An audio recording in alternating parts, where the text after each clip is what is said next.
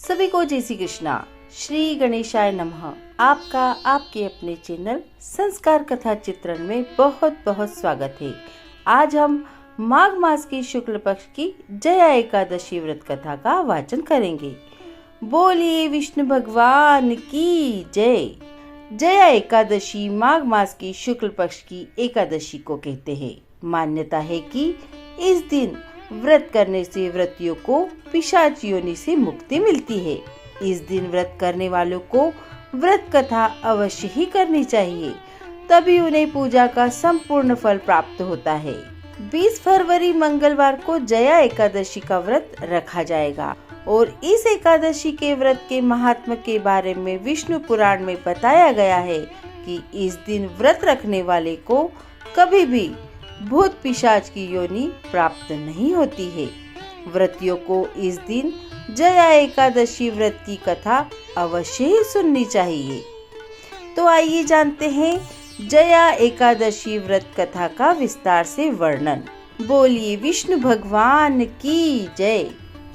धर्मराज युधिष्ठिर बोले, हे भगवान, आपने माघ मास के कृष्ण पक्ष की षटतिला एकादशी का अत्यंत ही सुंदर वर्णन किया। आप स्वदेज, अंडज, उद्भिज और जरायुज चारों प्रकार के जीवों के उत्पन्न, पालन तथा नाश करने वाले हैं। अब आप कृपा करके माघ शुक्ल एकादशी का वर्णन कीजिए। इसका क्या नाम है, इसके व्रत की क्या विधि है और इसमें कौन से देवता का पूजन किया जाता है।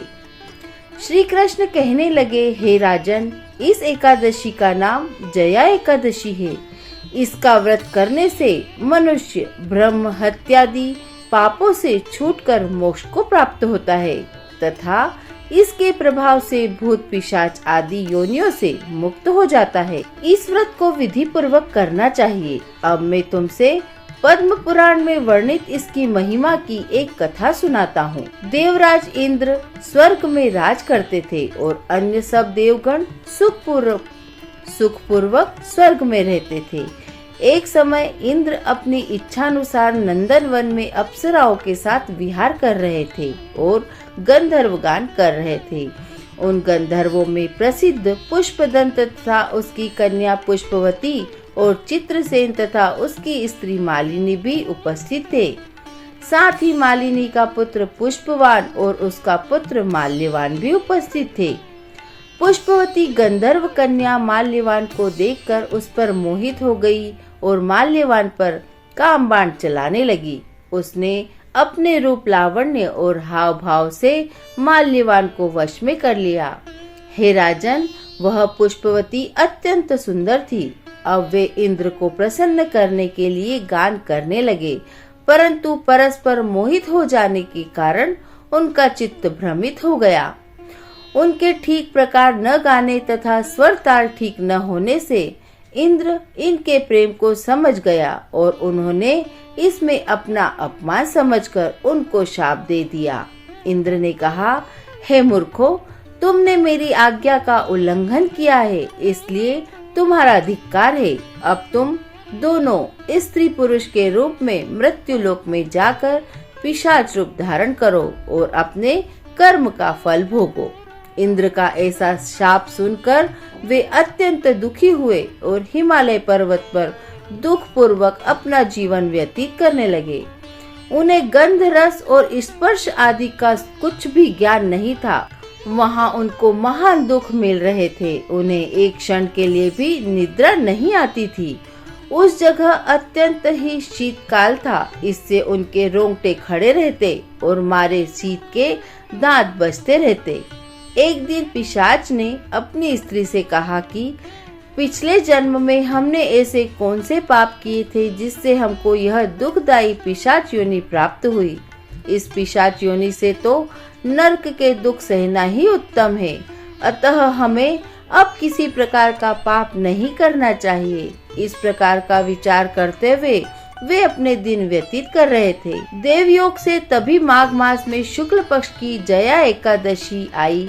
उस दिन उन्होंने कुछ भी भोजन नहीं किया, न कोई पाप कर्म ही किया, केवल फल फूल खाकर ही दिन व्यतीत किया और सायंकाल के समय महान दुख से पीपल के वृक्ष के नीचे बैठ गए। उस समय सूर्य भगवान अस्त हो रहे थे। उस रात को अत्यंत ठंड थी, इस कारण वे दोनों शीत के मारे अति दुखित होकर मृत के समान आपस में चिपटे हुए पड़े रहे। उस रात्रि को उनको निद्रा भी नहीं आई। हे राजन, जया एकादशी के उपवास और रात्रि के जागरण से दूसरे दिन प्रभात होते ही उनकी पिशाच योनि छूट गई। अत्यंत सुंदर गंधर्व और अप्सरा की देह धारण कर सुंदर वस्त्राभूषणों से अलंकृत होकर उन्होंने स्वर्गलोक को प्रस्थान किया। उस समय आकाश में देवता उनकी स्तुति करते हुए पुष्प वर्षा करने लगे। स्वर्ग में जाकर इन दोनों ने देवराज इंद्र को प्रणाम किया। इंद्र इनको पहले रूप में देखकर अत्यंत आश्चर्यचकित हुआ और पूछने लगा कि तुमने अपनी पिशाच योनि से किस तरह छुटकारा पाया, सो सब बतलाइए। माल्यवान बोले, हे देवेंद्र, भगवान विष्णु की कृपा और जया एकादशी के व्रत के प्रभाव से ही हमारी पिशाच देह छूटी है। तब इंद्र बोले, हे माल्यवान, भगवान की कृपा और एकादशी का व्रत करने से न केवल तुम्हारी पिशाच योनि छूट गई, वरन हम लोगों के भी वंदनीय हो गए, क्योंकि विष्णु और शिव के भक्त हम लोगों के वंदनीय है।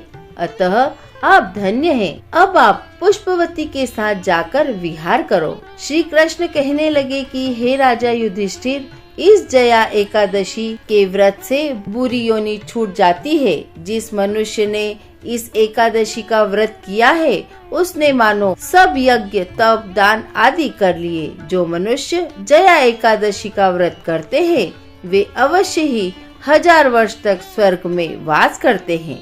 जो मनुष्य इस उपवास को विधान पूर्वक करते हैं तथा रात्रि जागरण करते हैं, उनके सभी पाप नष्ट हो जाते हैं और अंत में स्वर्ग को प्राप्त करते हैं। एकादशी व्रत की कथा के श्रवण मात्र से ही अश्वमेध यज्ञ के फल की प्राप्ति हो जाती है। बोलिए विष्णु भगवान की जय। तो यह थी जया एकादशी व्रत कथा। आपको जया एकादशी व्रत कथा का वाचन कैसा लगा, हमें कमेंट कर अवश्य बताइए और कथा पसंद आने पर लाइक और शेयर जरूर करें। और अभी तक आपने हमारे चैनल संस्कार कथा चित्रण को सब्सक्राइब नहीं किया है तो सब्सक्राइब कर लीजिए, ताकि आपको हमारा नेक्स्ट वीडियो मिल सके। धन्यवाद। जय श्री कृष्णा।